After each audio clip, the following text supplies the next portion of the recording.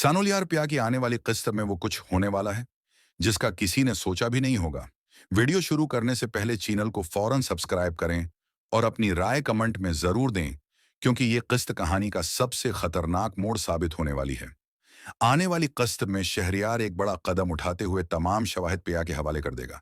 सबको लगेगा कि अब सच सामने आ जाएगा, मगर कहानी यहां पलट जाएगी, क्योंकि ये शवाहिद अचानक बेकार साबित होंगे। प्या की उम्मीदें एक बार फिर टूट जाएंगी और इंसाफ का रास्ता और भी मुश्किल हो जाएगा। दूसरी तरफ मूसा इस्लम पर 50 करोड़ रुपए का भारी केस दायर कर देगा। अदालत का माहौल संजीदा हो जाएगा और इस्लम पहली बार खौफ में मुब्तला नजर आएंगे। हर पेशी के साथ इस्लम के गर्द घेरा तंग होता चला जाएगा और वो बड़ी तरह फंस जाएंगे। इसी दौरान मूसा का वकील एक खतरनाक चाल चलेगा। वो अदालत में प्या की इज्जत और किरदार पर सवाल उठा देगा। ये अल्फाज प्या के लिए जहर बन जाएंगे। सबके सामने वो खुद को बेबस महसूस करेगी। उसकी आंखों के सामने अंधेरा छा जाएगा। घर वापस आकर प्या खुद को कमरे में बंद कर लेगी। खामोशी में उसके आंसू बोल रहे होंगे।